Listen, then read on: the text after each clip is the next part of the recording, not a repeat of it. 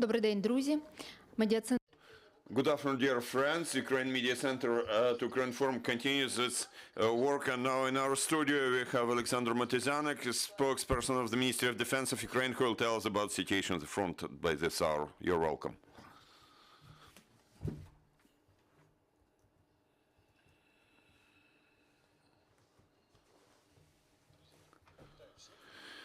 Good afternoon, dear friends. I'd like to share with you information about military aggression of the Russian Federation against Ukraine, information as of today, 4th of May.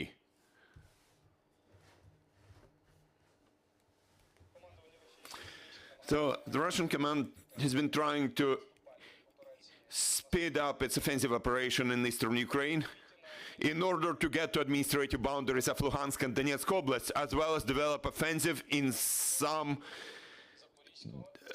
parts of Zaporizhia and Kryvyi Rih directions. And to that end, the enemy has been rearranging its troops and strengthening them, increasing its fire impact, fire effect, and logistical support. To conduct aviation strikes, air strikes against targets in Kharkiv, Donetsk, Kirovohrad, Odessa, Lviv, and Transcarpathian provinces, the enemy has been using tactical and strategic aviation.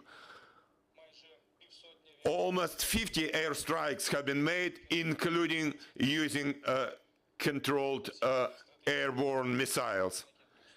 Russian Tupolev-160 strategic bombers have launched cruise missiles 18 times from air over the Caspian Sea against targets in Ukraine in order to damage our transport infrastructure.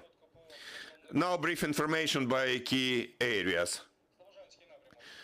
In Slobozhanщина direction, the aggressor has been using its troops from the 6th Army of Western Military District, 41st Army of the Central Military District, and Coast Guard of the Baltic Fleet to make air strikes against Kharkiv. And in the course of strengthening its group from Belgorod Oblast, several dozens of trucks with personnel have been moved through Movchansk. In Izum direction, the enemy has been trying to capture the initiative and carries out offensive action in the direction between Izum and Barvinkovo, and to that end the enemy has been shelling with artillery around Hrushevacha, Novodmitrievka, and Kurulka. In Donetsk direction, Russian troops, including so-called 1st and 2nd Army Corps, as well as 8th Army and 58th Army, carries out offensive action and firing effect almost along the whole front line.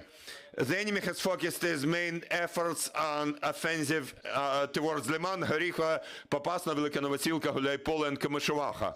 In southern Bug and Tavria directions, the aggressor has been using its 8th, 49th Army and 22nd Army Corps to carry out military action in order to strengthen its position and taking territories and create preconditions to stir up its offensive action. In Kryvyi Rih direction, the enemy has been shelling with artillery around the Sakharivka, Mykolaiivka, and Topolino.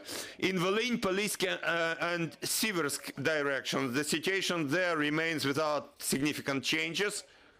According to our information, some units of Belarusian armed forces continue to implement assignments to strengthen protection of border between Belarus and Ukraine in Brest and Gomel Oblast. In the future, we cannot exclude some demonstrative and provocative actions along the state border of Ukraine.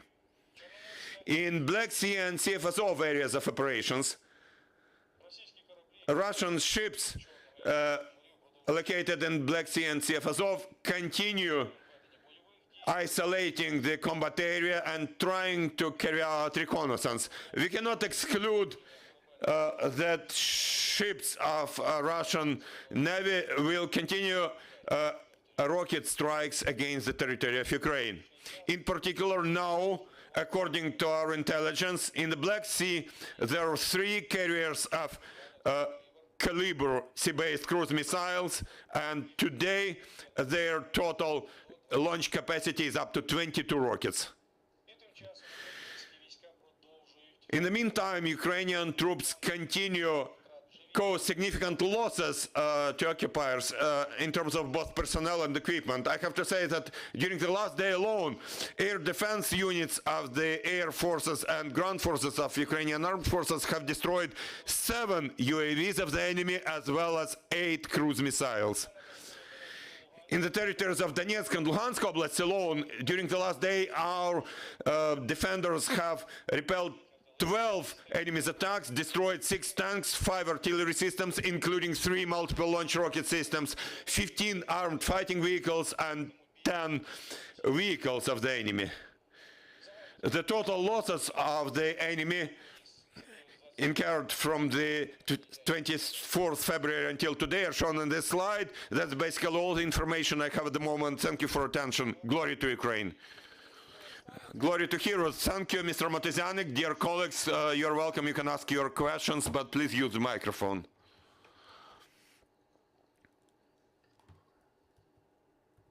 Thank you very much. The defense spokesperson, thank you very much for your information. And obviously, I have questions for you.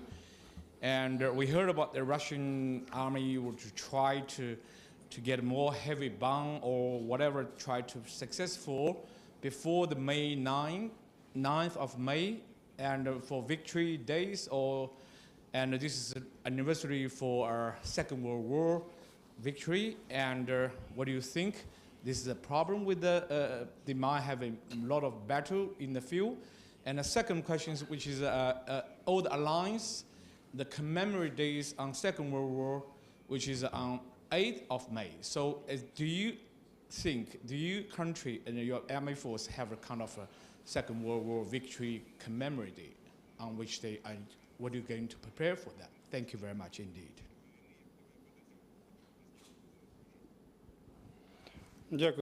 Thank you. About your second question, this is quite a broad question.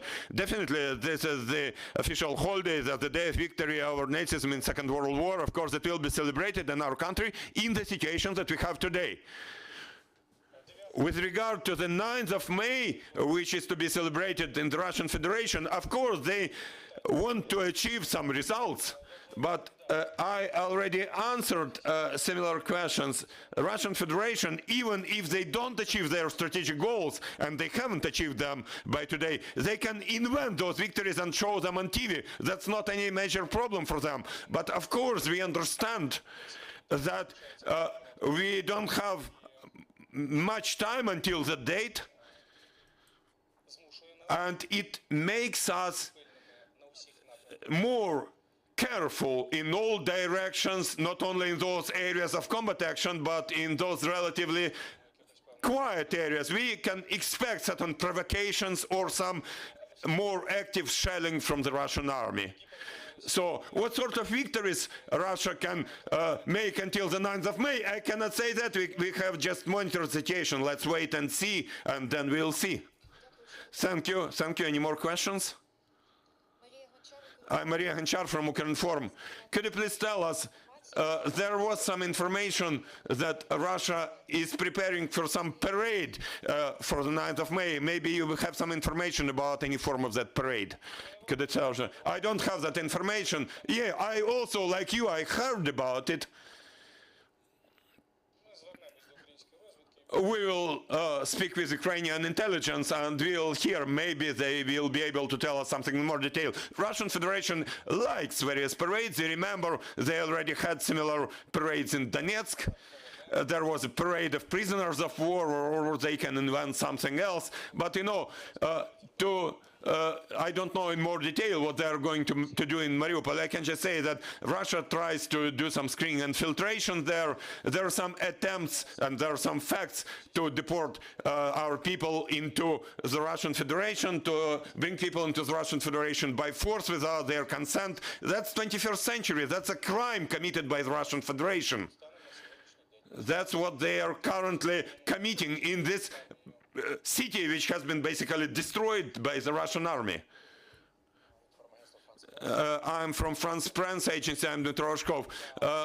Mr. Motuzyanyk, could you please tell us now what's the situation in Mariupol, namely at Azovstal steel factory? Yesterday we heard from the Ukrainian military being there. We heard some information that the Russian troops started new strong assault, strong attack. After that we didn't hear any news. What's going on at the moment? What's the situation there at the moment? Thank you. The Russian Federation continues siege of our units around Azovstal steel factory. That's basically all I can tell you.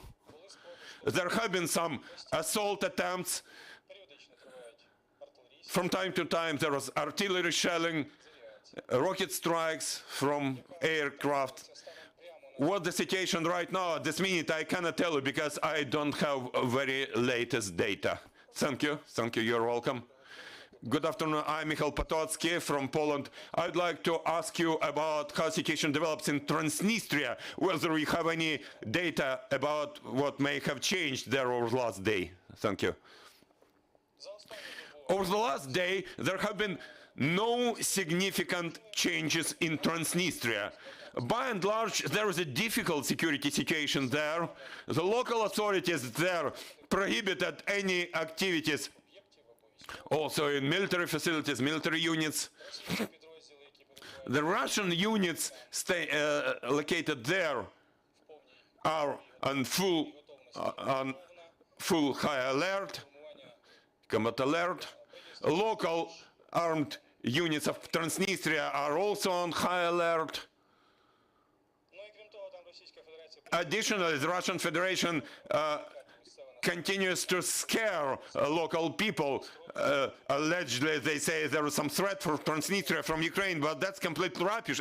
Russian propaganda says something about some Ukrainian UAVs allegedly flying over Russian storage of ammunition and weapons, but that's not true, absolutely. I can just say that the situation there is not that easy. As of now, we don't see any huge threat for Ukraine from Transnistria, but our general staff carefully watches over that situation and monitors what's going on there. Thank you. Friends, any more questions? You're welcome. Thank you, President. And I think it's, the war battle looks like will be getting more trouble in the front line, and obviously the people thinking about the war, and there's no stopping ending day. Of course, 70 days went, and the still battle is very hard. And how do you think, and the battle, the Ukraine force, they can holding online until 9th of May, because this victory for the Russia side, maybe some tips, So how do you think you can holding the line and until fighting for Russia? Thank you very much indeed. Thank you for your question. I don't just think, I'm absolutely sure, and I verily believe in it, because I'd like to emphasize again, in east of Ukraine, you have created a strong Ukrainian group, armed group.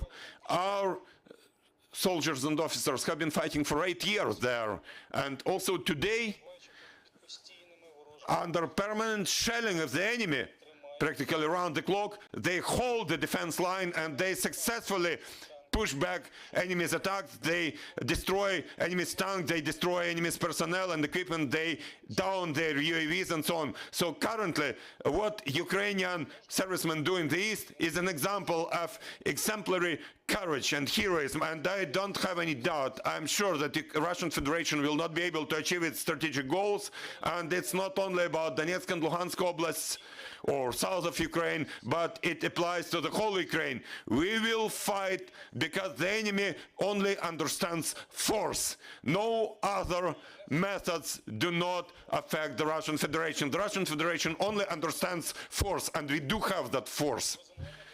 Of course, Russian army has to be strengthened with Western weapons, with modern military equipment, and this process is also going on, and it will bring us even more force to push aggressor away from our land. Thank you, friends. Thank you, Mr. Motuzyanyk. Thank you for being with us. Now we are developing our schedule for tomorrow, so you're welcome to monitor it. See you.